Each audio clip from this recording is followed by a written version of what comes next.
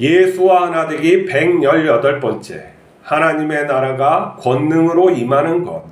마가복음 9장 1절. 또 그들에게 이르시되 내가 진실로 너희에게 이르노니 여기 서 있는 사람 중에는 죽기 전에 하나님의 나라가 권능으로 임하는 것을 볼 자들도 있느니라 하시니라. 예수님 당시 사람들은 하나님의 나라는 메시아가 이 땅에 오셔서 세상을 심판하고 통치하심으로 시작된다고 믿었습니다. 세례 요한은 하나님의 나라가 가까이 왔으니 회개하고 그에 합당한 열매를 맺으라고 외쳤습니다. 세례는 하나님께서 요한을 통해 우리에게 주신 죄사함의 은혜입니다. 그런데 예수님께서는 사람들에게 하나님 나라에 들어가라고 하셨습니다. 바리새인들은 예수님에게 하나님의 나라는 도대체 언제 임하냐고 따져 묻습니다. 예수님은 하나님의 나라는 여기 있다 저기 있다 할 수 없고 너희 안에 있으며 너희 사이에 있다고 하십니다. 이 말씀은 하나님의 나라는 하나님께서 함께 하시어 진리와 사랑으로 통치하시는 사람을 뜻합니다. 하나님의 나라가 권능으로 임한다는 것은 하나님의 영인 성령님께서 사람에게 임재하여 그와 하나 되는 것입니다. 성령을 따라 살아가는 사람은 하나님 나라에서 살고 있는 것입니다. 창조주 하나님은 너무나 커서 우리가 볼 수 없습니다. 하지만 하나님의 권능은 바람처럼 우리에게 체험됩니다. 성령님이 우리에게 임하시면 우리를 진리로 인도하십니다. 예수님이 창조주 하나님임을 깨닫게 하십니다. 하나님의 나라는 실제하여 우리에게 체험됩니다. 하나님께서는 우리를 보호하시고 필요를 공급해 주십니다. 하나님의 나라는 마음의 평안입니다. 우리는 모든 것을 하나님께 맡겨 자유하게 됩니다. 우리는 하나님 아버지의 소유요 그의 나라입니다. 하나님과 우리가 하나 된 것입니다. 하나님은 우상을 만들지 말라고 하십니다. 하나님을 빗대어 어떠한 형상도 만들지 말라고 하십니다. 그것은 무엇이냐면 하나님은 우리가 이해해서 믿을 수 있는 분이 아니라는 것이기도 해요. 하나님은 얼마나 크실까요? 우주는 무한합니다. 또 시작도 있었어요. 시작이 있었으니 끝도 있겠죠. 우주는 질서 있게 움직입니다. 조그만한 빈틈도 없이 정확히 움직여요. 어떤 사람은 하나님께서 우주만 만들어지고 없는 존재라고 합니다. 아니에요. 우리도 의지가 있듯이 이 물질 세계에도 뜻하시는 방향으로 가고 있고 그걸 만드신 분은 또한 의지도 있습니다. 근데 우리는 이 무한한 우주를 보면서 하나님을 어떻게 해요? 인간적으로 생각하려고 하니까 이걸 갖다가 하나님을 올바로 이해할 수 있는 게 아니에요. 하나님은 우리에게 계시하여 주셔서 자신이 어떻다는 것을 보여주셨어요. 구약엔 선지자들로 말미암아 역사로 말미암아 하나님이 어떠한 분이라는 것을 알려주셨고 신약으로서는 예수님이 이 땅에 오셔서 하나님의 아들로서 사심으로 하나님의 어떠한 모습이라는 것, 어떠한 마음으로 우리를 대하신다는 걸 보여주신 거죠. 이걸 계시라고 해요. 우리가 연구해서 과학을 탐구하듯 연구해서 하나님을 갖다가 만날 수 있는 게 아니고 하나님께서 우리에게 오셔서 계시하여 주셨다 하는 거죠. 지금의 만남도 똑같은 거예요. 우리가 하나님에게 연구해서 도달할 수는 없어요. 옛날 것 성경을 보고 이렇게 설교를 듣고 해서 하나님을 알아요. 하지만 실제적으로 우리가 하나님을 만나지 않고서는 하나님을 모른다라고 할 수밖에 없어요. 그래서 성령님께서 계신 것이죠. 성령님은 보혜사예요. 예수님도 보혜사라면 성령님도 보혜사예요. 우리를 지켜주시고 인도해 주시는 분. 우리를 갖다가 양육하여 하나님의 자녀답게 살게 하시는 분이 성령님이시죠. 옳음, 진리의 성령님이라고 해요. 그러면 우리는 성령님도 보이지 않고 하나님은 크신데 이걸 어떻게 우리가 할 수 있느냐, 알 수 있느냐 하는 건 체험이라 그랬잖아요. 우리의 삶에 하나님의 살아계심이 체험되는 거예요. 이 체험은 여러 가지로 나올 수 있어요. 신비적인 체험도 되지만 내가 기도한 것이 하나님의 뜻대로 이루어지고 그 하나님의 뜻이 어떻다는 것을 우리가 아는 것도 체험이에요. 어떠한 큰 깨달음, 이 세상을 하나님이 통치하고 계시는구나, 갑자기 이걸 갖다가 믿겨지는 것도 하나님께서 체험케 하시는 거예요. 바람은 눈으로 보이지 않지만 그 흔들림은, 나무가 흔들림을 통해서 바람이 있구나 하는 것처럼 하나님은 우리가 눈으로 볼 수 없어요. 우리의 지각으로 도달할 수가 없단 말이죠. 우리의 이런 이성이나 이러한 것으로 다 해도 하나님을 알 수가 없어요. 물질도 다 모르는데 어떻게 그걸 창조하시고 그거보다 넘어 무한보다 크신 하나님을 우리가 알 수 있겠어요. 하지만 하나님은 우리가 찾을 때, 진리되어 우리가 찾을 때 알려주시는 거예요. 그러면 우리는 그 하나님을 믿는 바를 갖다 어떻게 하냐? 우리가 또한 성령의 임재함으로 우리가 임재함이 어떻게 아느냐? 신비적인 체험일까요? 아니에요. 성경은 그보다 더 확실한 걸 알고 있어요. 성령의 임하시고 인도하심은 우리가 예수님을 따르는 거예요. 다른 말로 알고 있으면 우리가 자이건 타이건 예수님이 가신 길을 따라서 우리 인생이 가고 있다면은 우리가 성령에 이끌려서 가고 있다는 것이죠. 우리 한번 우리 인생을 돌아봅시다. 그리고 우리가 가는 지금 방향을 봅시다. 예수님이 가신 그 발자취를 따라서 우리가 가고 있는 것인지, 나도 모르게 예수님을 어떻게 믿고 이 인생을 이렇게 살다 보는데도 나는 많은 어려움이 있었는데도 예수님을 믿으면 내가 정직하게 하나님을 섬기려고 하고 예수님을 닮아가려고 하고 그 모습이 내 인생 속에 있으면 성령이 임하신 거예요. 성령이 임하셨고 우리를 이끌으신 거죠. 그리고 우리가 하나님을 믿고 진심으로 내 자신을 하나님께 맡길 수 있는 것도 성령님의 인도하심이고 성령님이 함께 하시는 거예요.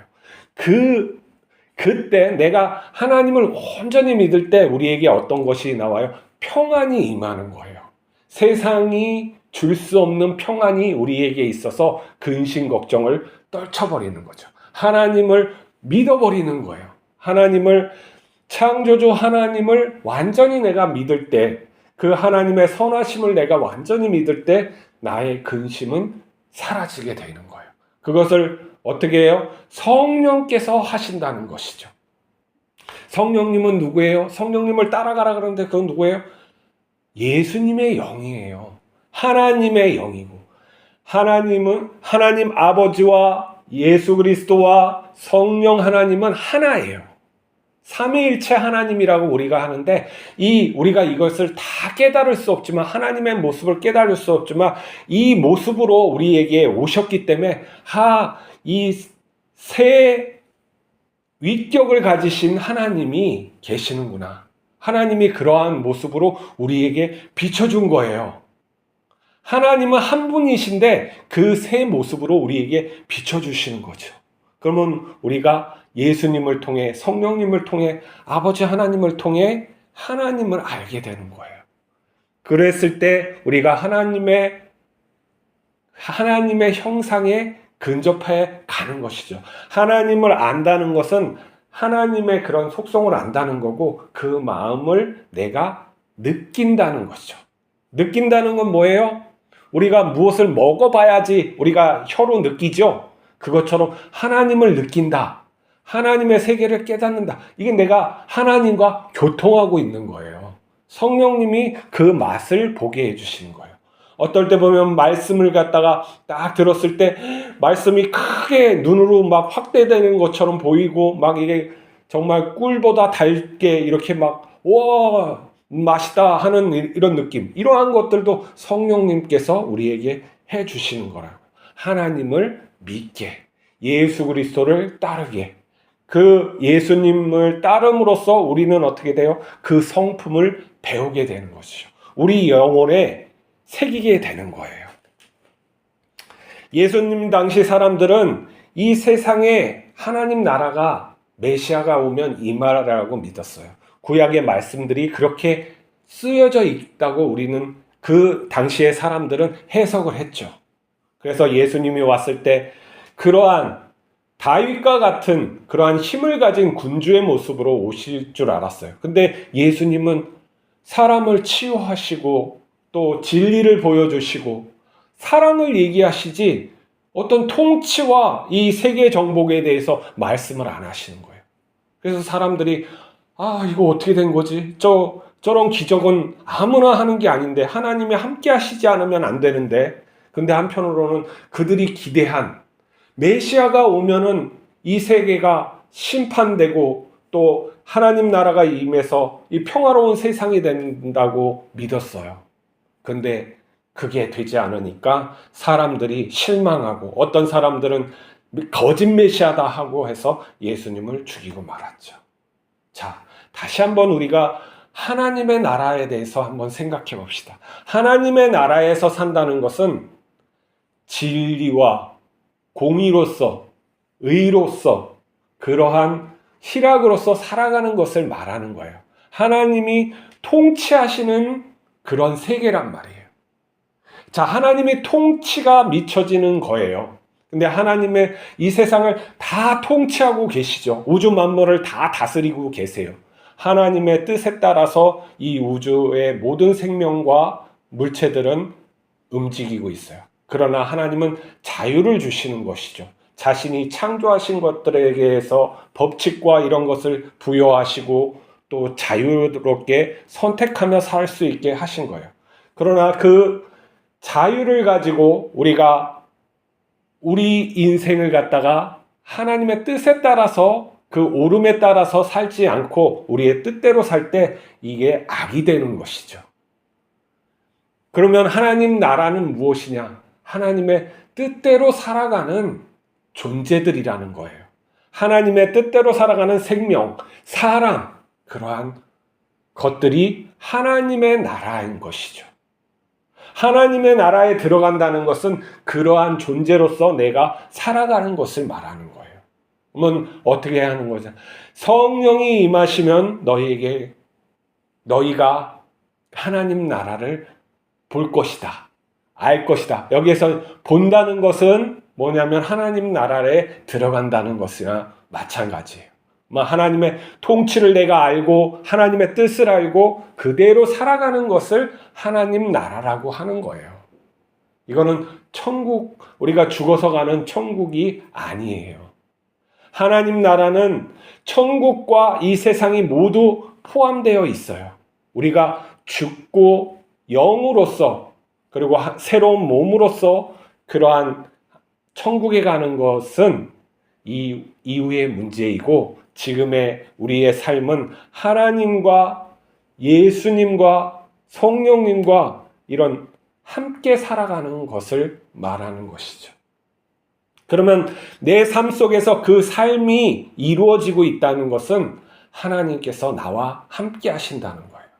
내가 그러한 삶을 살아가지 못한다는 것은 내가 하나님을 등지고 살아간다는 것이나 마찬가지예요. 하나님과 상관없는 삶을 살아가는 것이죠. 우리의 길은 예수 그리스도예요. 교회에 나가는 게 문제가 아니에요. 설교를 듣는 게 문제가 아니라 내가 예수님을 따르고 있느냐가 문제인 것이죠. 예수님이 어떤 분이냐, 그것을 알고 내가 그 길을 따라서 가는 거예요. 그때 하나님께서 함께 하심이 내 인생에 드러나는 것이죠. 그랬을 때 내가 옳은 길을 가고 있구나 하는 거예요. 그것은 핍박을 받을 수도 있는 거고, 아니면 정말 하나님의 은혜, 또 다른 뜻이 있어서 큰 기업을 할 수도 있는 거고, 다 그런 거예요. 그 안에서도 내가 하나님을 갖다가 바라보며 예수님을 따르고 있느냐? 이게 문제인 것이죠. 자, 하나님의 나라는 권능으로 임했습니다. 벌써 우리에게 임했어요. 우리가 예수님을 따르고 있는 것이 바로 그것이에요. 나머지 것들은 하나님께서 책임져 주세요. 우리를 지금까지 인도하신 하나님께서 우리의 그 마지막 이 땅에서의 삶 모든 것을 책임져 주세요. 모든 것을 하나님께 맡기면 돼요. 근심 걱정 이러한 것을 모두 맡기고 예수님만 따르면 돼요. 하나님께서 우리의 미래를 책임져 주심을 믿습니다. 기도하시겠습니다. 하나님 아버지, 우리에게 예수님을 보내주시고 또 다른 보혜사 성령을 보내주심을 감사합니다. 우리가 성령님의 인도하심 따라 살아갈 수 있게 하여 주시옵소서. 진리를 따라 살아갈 수 있게 인도하여 주시옵소서. 우리에게 함께 하시는 하나님의 있음을 믿고 담대하게 살아가게 하여 주시옵소서. 모든 거 하나님께 맡기며 하나님의 뜻이 이루어짐을 내가 모든 것을 믿으며 오늘도 살아가게 하여 주시옵소서. 우리 주 예수 그리스도의 이름으로 기도하옵나이다. 아멘.